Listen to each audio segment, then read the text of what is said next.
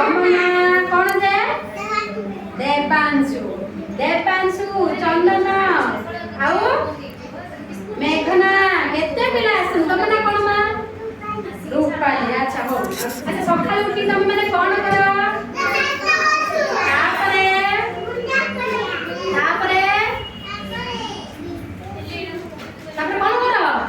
ସକାଳୁ ଉଠିକି ଦାନ୍ତ ଘଷୁ, ତାପରେ ମୁଣ୍ଡ କୁଣ୍ଡଉ, ତାପରେ କିଛି ବିସ୍କେଟ ନହେଲେ ଉପମା ଟିକେ ନହେଲେ ମ୍ୟାଗି। କିଏ ଖାଉଛ ହାତ ଟେକିଲ? ମ୍ୟାଗି ଖାଇଲେ ଜମା ଭଲ ନୁହଁ। ପେଟ ଭିତରେ କଣ ହବ ଜାଣିଛ? Very good. ପେଟ କାଟିବ। ପିଲେ ମ୍ୟାଗି ଚାଉମିନ କେବେ ଖାଇବନି। ତେବେ କଣ ଖାଇବ?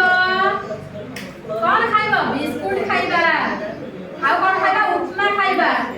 ଆଉ କଣ ଖାଇବା? ଚକୁଳି, ରୁଟି, এই ଜିନିଷ ଗୁଡ଼ିକ ଖାଇବା। କିନ୍ତୁ ମ୍ୟାଗି ଚାଉମିନ ଖାଇଲେ କଣ ହବ? ପେଟ କାଟିବ। କେବେ ମ୍ୟାଗି ଚାଉମିନ ଖାଇବ ନାହିଁ ହେଲା। ଆଚ୍ଛା କଣ ଖାଇବା? ସବୁବେଳେ କଣ ଖାଇବା? ଚକୁଳି, ରୁଟି ଆଉ ଉପମା ଖାଇବା, ଆଉ ବିସ୍କେଟ ଖାଇବା, ଆଉ ପାଣି। ଯେତେ ପାରିବା ସେତେ ପାଣି ପିଇବା। କଣ ବାବା? ଭଲ ଭଲ। ବ୍ରେଡ। ବ୍ରେଡ ବି ଭଲ ନୁହଁ କା। ସେଟା ଶୁଖିଲା ଜିନିଷ ଭଲ କି? କେତେ ତାଜା ଜିନିଷ ମିଳୁଛି, ସଜ ଜିନିଷ ମିଳୁଛି। ବ୍ରେଡ ବି ଦେହ ପାଇଁ ଜମା ଭଲ ନୁହଁ। ଆମେ ଖାଉଛେ କିନ୍ତୁ ଆମ ଦେହ ପାଇଁ ସେଗୁଡ଼ିକ ଭଲ କି?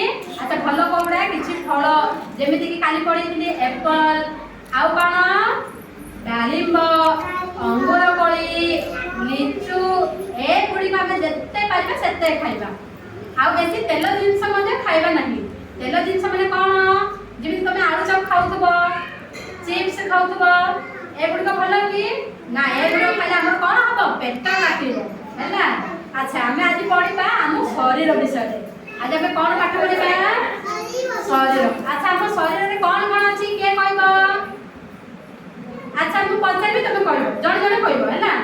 ଆଚ୍ଛା ବାବୁ ଠିଆଲୁ ତୁ। ଆଚ୍ଛା ଏଇଟା କଣ? ତାପରେ ତୁ ଠିଆଲୁ ବା। ଆଚ୍ଛା ଏଇଟା କଣ? ତାପରେ ଆମର ନାକ କୋଉଠି ଅଛି? କାନ। ଆଉ ଆମର ମୁଣ୍ଡ କୋଉଠି ଅଛି? ହାତ, ଗୋଡ଼, ଆଉ ଆମର ଆଙ୍ଗୁଠି। ଆଚ୍ଛା ଆମେ କୋଉଥିରେ ହାତ ଖାଉ? ଭାତ ତମେ କାହିଁରେ ଖାଉଛ? ହାତରେ। ଆଉ କାହିଁରେ ଚାଲ? ଆଚ୍ଛା ଆଚ୍ଛା ଦେଖ ଆମ ବାହାରେ କଣ କଣ ଅଙ୍ଗ ଅଛି ଜାଣିଛ? ଏଇ ଯୋଉ ଆମର ହାତ, ଗୋଡ଼ ହେଲା, ନାକ। ନାକ, ଏଇଟା ନାକ। ମୁଁ ଏଇଟା ନାକ ମାନେ କଣ ତମେ ହଁ କରୁଛ? ମତେ କହୁନ। ଏଇଟା କାନ, ନାକ, ଆଖି, ପାଟି, ଦାନ୍ତ, ଜିଭ। ଏଗୁଡ଼ିକୁ ଆମେ କଣ କହିବା? ଏଗୁଡ଼ିକୁ ଆମେ କଣ କହିବା ଜାଣିଛ? ଏଗୁଡ଼ିକୁ କହିବା ଆମେ ଅଙ୍ଗ ପ୍ରତ୍ୟଙ୍ଗ। ଏଟାକୁ ଆମେ କଣ କହିବା? ଏଗୁଡ଼ିକ ଆମର ବାହାରରେ ରହିଥିବାର ଅଙ୍ଗ ଗୁଡ଼ିକ। ଆଚ୍ଛା ବାହାରେ ଯେମିତି ଆମର ଅଙ୍ଗ ଅଛି, ଭିତରେ କଣ ଅଛି କିଏ କହିପାରିବ? ଭିତରେ ଆମର କଣ ଅଛି? ଆମ ଦେହ ଭିତରେ ତମେ କେବେ ଜାଣିଛ ଆମ ଦେହ ଭିତରେ କଣ ଅଛି? ଜାଣିଛ କଣ ଅଛି କହିଲ? କିଏ କହିବ? ଦେଖ ହାତ ଦେଖ, କିଏ କହିବ? ହଉ ଆଜି ମୁଁ ତମକୁ ନୂଆ ପାଠ ପଢଉଛି। ଆମ ଶରୀର ଭିତରେ କଣ କଣ ଅଛି? ଆଚ୍ଛା ଆମର ଶରୀର ଭିତରେ ଅଛି ଯକୃତ ହେଲା। ଆଉ କଣ ଅଛି? ଆଉ କିଏ କହିବ? ଫୁସଫୁସ ଅଛି, ଆଉ ଅନ୍ତଃନଳୀ, ବହିନଳୀ, ଆଉ କଣ ଅଛି?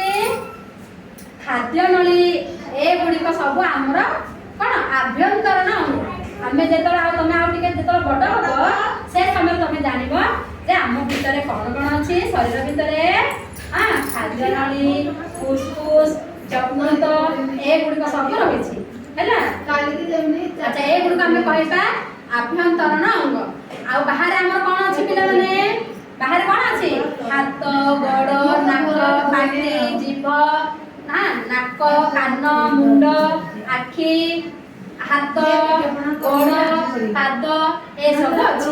ଏଗୁଡ଼ିକ ଆମର ବାହ୍ୟ ଅଙ୍ଗ ହେଲା ପିଲାମାନେ। ଆଚ୍ଛା ଏଗୁଡ଼ିକୁ ଆମେ ସବୁବେଳେ ସଫା ସୁତୁରା ରଖିବା। କେବେ ମଧ୍ୟ ଆମେ କଣ? କେବେ ମଧ୍ୟ ଆମେ ମାନେ କଣ? ସେ କଣ ଗିନିକିନା ହବନି ମାନେ କଣ ଯେ ସେ ପିଲାକୁ ବଡ଼ ଅସନା କେବେ ହବନି। ସବୁବେଳେ ଆମେ କଣ କରିବା ଖାଇବା ପୂର୍ବରୁ ଭଲ ଭାବରେ ହାତ ଧୋଇବା। ଆଚ୍ଛା ତମେ ମାନେ ହାତ ଧୁଅ? ତମେ ଯେତେବେଳେ ଖାଇବାକୁ ଆସୁଛ ସେତେବେଳେ ତମେ ମାନେ କଣ କରିବ ହାତ ଏମିତି ଧୋଇବ ଭଲ ଭାବରେ ଏମିତି ସଫା କରିକି ଏମିତି ଧୋଇବ। କଣ ଲଗେଇବ ସାବୁନ ଲଗେଇକି ଏମିତି ହାତ ଧୋଇବ। ତାପରେ କଣ ଖାଇବ ଏମିତି ଭାତ ଖାଇବ। ଭାତ ଖାଇସାରିଲା ପରେ କଣ କରିବ ପିଲାମାନେ ଭାତ ଖାଇସାରିଲା ପରେ ମଧ୍ୟ ବି ହାତ ଏମିତି ଭଲ ଭାବରେ ଧୋଇବ। ଗୋଟେ କପଡ଼ା ଆଣିବ ଏମିତି ପୋଛିବ। ପୋଛି ସାରି କଣ କରିବ ଭଲ ପାଠ ପଢିବ। ଭଲ ପାଠ ପଢିବ ବଡ଼ ମଣିଷ ହବ ହେଲା। ଆମେ ଭଲ ପାଠ ପଢିବା ଭଲ ମଣିଷ ହେବା।